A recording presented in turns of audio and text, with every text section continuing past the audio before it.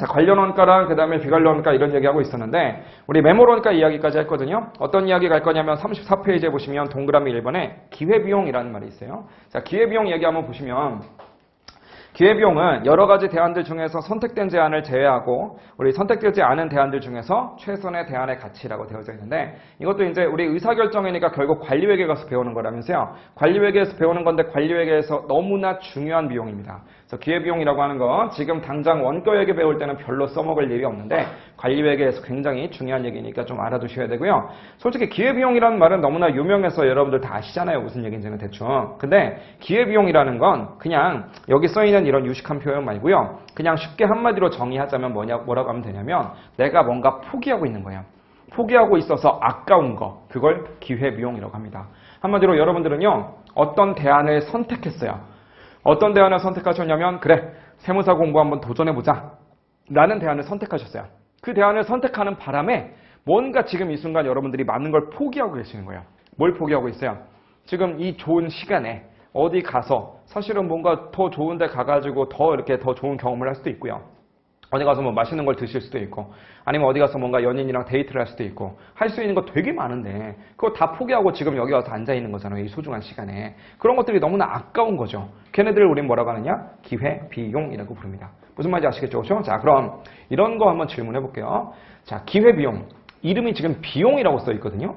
이거 비용인데 손익계산서에 기회비용이라고 써 있는 거 본 적이 있어요? 없어요? 그런 거 본 적 없을걸요, 사실? 이거 재무회계적으로 비용으로 친다는 거예요? 안 친다는 거예요? 이거 재무회계에서는 비용으로 안 칩니다. 무슨 말인지 아시겠죠? 김승철 선생님이 기회비용 얼마입니까? 이런 얘기 안 하실 거라고요. 재무회계에서는 얘를 비용으로 안 쳐요. 하지만 관리회계에서는 너무나 중요한 비용입니다. 한마디로 재무회계는 뭐 하는 회계냐면 아까 전에 말씀드렸다시피 외부에다가 공시하는 회계예요. 이거 포기해서 아까운 건데 외부에 있는 뭐 주주나 채권자한테 우리 회사의 정보를 공시하는 데 있어서 저기 주주나 채권자 여러분 저희가 요만큼 벌었고 요만큼을 썼는데요. 사실 요만큼 때문에 아까워 죽겠는 거 하나 있네요. 이것도 공시할 필요 있어요? 없어요? 그런 말까지는 안 하는 거예요. 뭔 말인지 아시겠죠? 그렇죠? 그래서 기회비용이라고 하는 건 외부 보고하는 재무회계에서는 비용으로 애초에 안 쳐줍니다.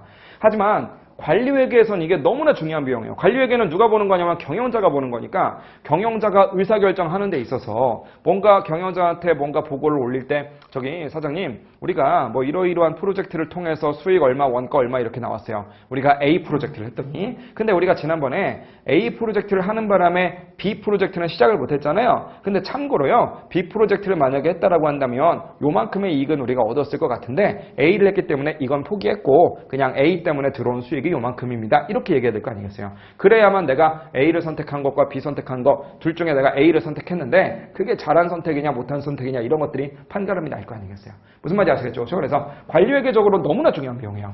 그런데 재무회계에서는 비용으로 안 친다는 거죠. 자, 비용으로 안 친다. 첫 번째 특징을 배웠습니다. 하나의 특징이 더 있는데 지금 여러분들이 기회비용이라고 하는 걸 쓰고 계신다면서요. 지금 여러분들 다 지금 계속 기회비용 날아가고 있는 거예요. 근데 여러분들 주머니에서 돈이 막 빠져나가고 있나요, 지금? 그런 건 아니잖아요. 한마디로 기회비용이라고 하는 건 현금의 유출 그런 게 전혀 없는 거예요.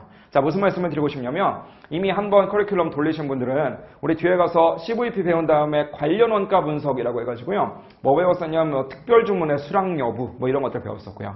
아니면 자가 제조할 거냐 외부 구입할 거냐 뭐 이런 것들도 배웠었습니다. 뭐 기억나시죠? 그렇죠? 그 다음에 무슨 뭐 이렇게 뭐 손실나고 있는 그런 제품 라인이 하나 있어가지고 얘를 포기할 거냐 즉 중단할 거냐 아니면 그냥 냅둘 거냐 이런 것들 배워봤었거든요. 그런 것들 할 때 우리는 마지막에 뭘 꼭 고려했어야 되는 거냐면 기회비용을 넣을 거냐 말 거냐 이걸 꼭 좀 고려해야 됐었어요.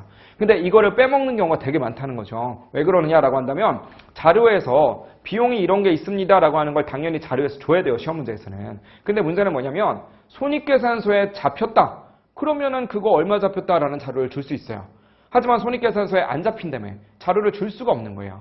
아니면 손익계산서에 안 잡히더라도 돈이라도 나갔으면 돈 나갔으면 돈이 얼마 나갔습니다 이런 말을 주면 될 텐데 돈도 안 나가는 거니까 자료로 줄 게 없어요. 한마디로 기회비용에 대해서는요 자료를 안 줍니다. 일부러 어렵게 만들려고 안 주는 게 아니라 줄 수가 없어요. 그래서 기회비용이라는 건 자료에 없지만 우리가 알아서 넣어야 돼요. 무슨 말인지 아시겠죠? 그렇죠? 그래서 관리회계에서 기회비용이 굉장히 중요합니다. 그래서 나중에 관리회계 들어가면 좀 더 자세하게 말씀을 드리겠지만 지금 어쨌든 기회비용이라고 하는 거 너무나 중요한 관련 원가다라고 하는 거 이걸 좀 알아두도록 할게요. 자, 회피 가능 원가, 회피 불능 원가라는 말도 있는데 이 얘기는 관리회계 가서 자세하게 얘기합시다. 넘어갈게요. 자, 가로 5번 가보시면 자산성에 따른 분류라고 되어 있는 거 이거 하나 보이실 텐데 그 밑에 보시면 동그라미 1번에 제품 원가라고 하는 게 있고요. 동그라미 2번에 보시니까 우리 기간 원가라고 하는 게 있습니다. 이거 어디에서 많이 봤었어요? 우리 한번 돌리셨던 분들 우리 변동 원가 계산, 뭐 초변동 원가 계산 이런 것들 배웠던 거 기억나시죠? 그렇죠? 그때 굉장히 중요했습니다. 자, 처음 배우시는 분들도 지금 그 옆에다가 우리 8장 가면 이게 너무나 중요해요. 8장에 이제 우리 변동 원가 계산이라고 하는 챕터가 있는데 8장 가면은 이거 모르면 8장을 아예 못합니다. 근데 8장이 되게 중요하거든요. 8장이 이제 변동 원가 계산이라는 건데 그 변동 원가 계산을 알아야만 관리회계를 할 수가 있어요. 그러다 보니까 이게 되게 중요한 내용인데 이 동그라미 1번과 동그라미 2번 제품 원가 기간 원가 이 개념을 모르면 8장을 내초할 수가 없어요. 그래서 옆에다가 8장 해서 중요하다라는 말을 좀 8장 이 정도 표시 하나 해두시고요. 그림으로 한번 표현을 해봅시다. 그 옆에 보니까 제품 원가라는 말이 있고 기간 원가라는 말이 있는데요. 제품 원가부터 봅시다. 제품 원가가 있고요.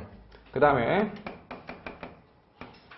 기간 원가라고 하는 말이 있어요. 자, 제품 원가라고 하는 건 뭐냐? 우리 원가라고 하는 것이 발생을 합니다. 이렇게. 자, 여러분 일반적으로 원가가 발생했잖아요. 원가가 발생했으니까 당연히 손익계산서로 갈 것 같아요? 아니면 재무상태표로 갈 것 같아요? 그냥 원투입 보기에는 원가니까 손익계산서로 가야 될 것 같잖아요. 그렇죠? 근데 원가라고 해서 무조건 손익계산서 가는 게 아니라 발생하면 재무상태표로 갑니다. 일단. 자, 이런 얘기 한번 해봅시다. 우리가 이 칠판을 만들었어요. 제조회사고요. 칠판을 하나 만들었습니다. 왜 만들었습니까? 라고 한다면 팔아먹으려고 만들었어요.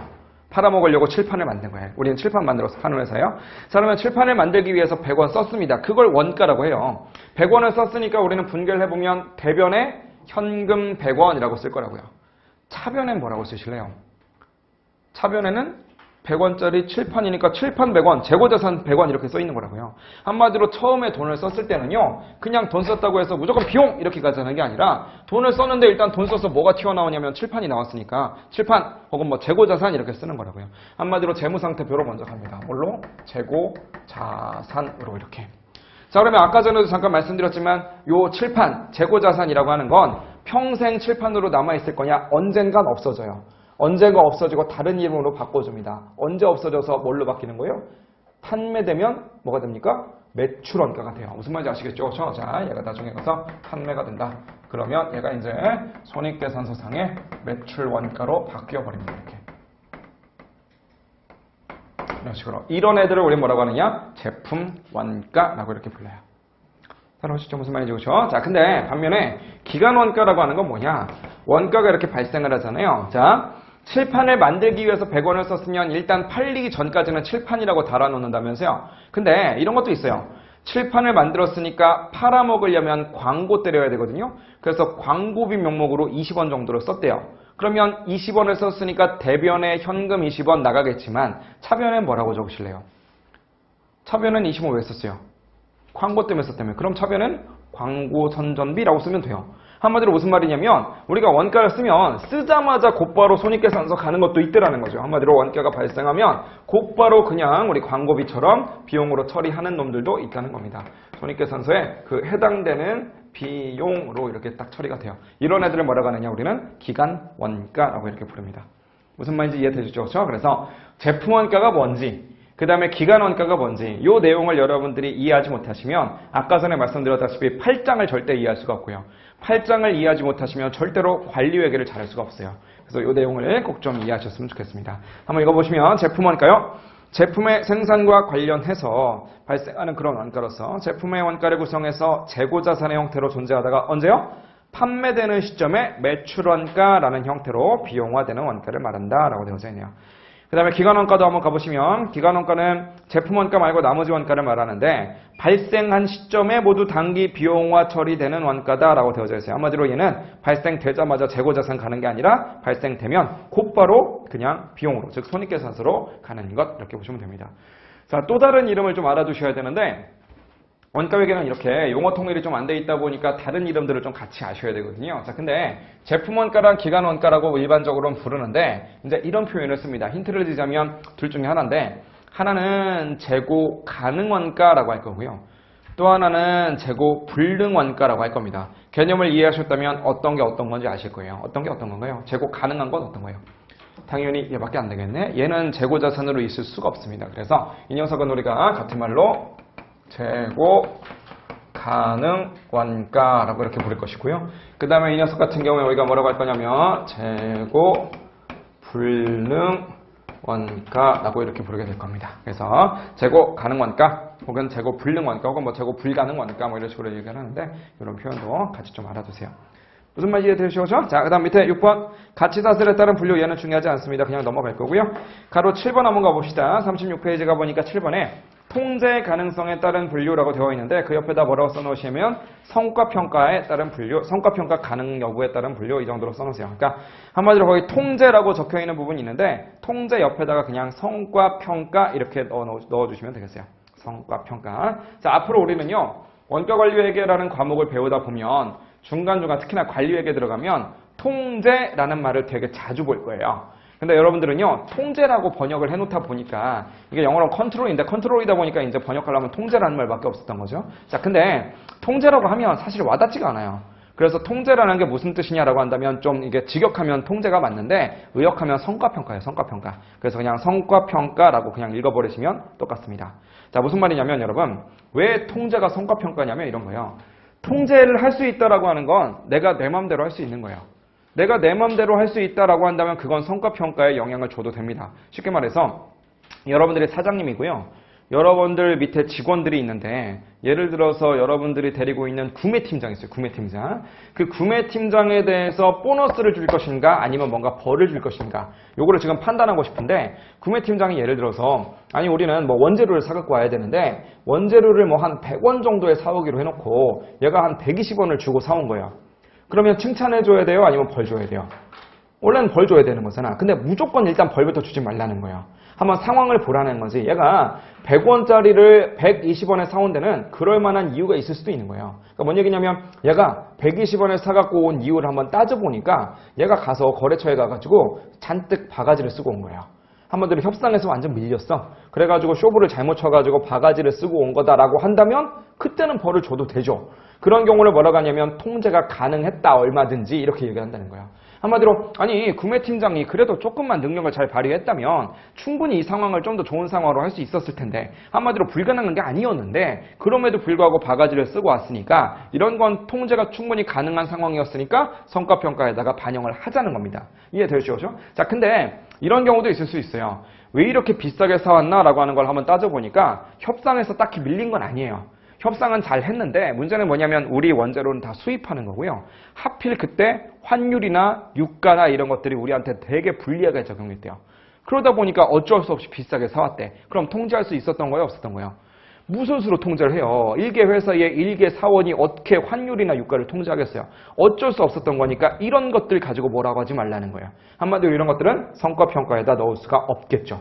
이런 논리로 우리는 그냥 통제라고 하는 건, 즉 통제가 가능하다라는 건 성과평가에 넣어도 된다 이런 정도로 이해하시면 돼요. 이해되시죠? 자, 동그라미 1번 가보니까 통제 가능 원가라고 되어 있는데 뭐 두 줄 나와 있지만 마지막 줄만 봅시다. 경영자의 성과평가 과정에서 어떻게 해야 된다고요? 고려해야 된다라고 적혀져 있네요. 그 밑에 보니까 통제 불가능 원가라고 하는 것도 있는데 얘는 두 번째 줄 보니까 경영자의 성과평가 과정에서 고려해서는 안 된다라고 되어져 있네요. 그래서 통제 가능한 건 성과평가에 넣읍시다. 통제 불가능한 건 성과평가에 넣지 맙시다 라고 이해를 해주시면 되겠습니다. 무슨 말인지 이해되셨죠? 그렇죠? 자, 이해가 되셨으면 여기까지 해서 밑에 있는 얘기는 안 보셔도 되거든요. 여기까지 해서 드디어 1장에서 가장 기초적인 원가관리에게 일반 관련된 이야기를 다 한번 풀어봤습니다. 자, 다 되셨으면 우리 뒤로 갑시다. 뒤로 쭉쭉 가셔가지고 원가의 흐름 44페이지에 보시면 챕터 2 시작되는 부분이 있는데 사실 1장은요. 우리 그 시험하고는 별로 관계가 없어요. 시험 문제에서 1장에서 시험 문제가 나오거나 그러지는 거의 않습니다. 물론 말 문제로 뭐 제품 원가가 뭐냐, 기간 원가로 뭐냐 이런 것들 OX 문제 정도로 나올 수 있는데 그런 것들은 너무나 기본적인 얘기니까 그렇다 치고 무슨 뭐 우리 그 시험 문제에서 중요하게 다루거나 그러진 않는다고요. 다만 1장에서 배우는 모든 내용들이 다음 내용들을 배우는 데 있어서 이제 영향을 미치고 기본적인 그 베이스를 깔아주니까 그런 면에서 중요하다 이렇게 보시면 되겠고요. 이제 44페이지에 있는 챕터 2 원가의 흐름 여기에서부터는 시험이랑 이제 직접적인 관계가 있는 그런 챕터라고 보시면 되겠습니다. 여기서부터는 좀만 쉬었다 와서 좀만 보도록 할게요. 좀만 쉬었다 오시죠.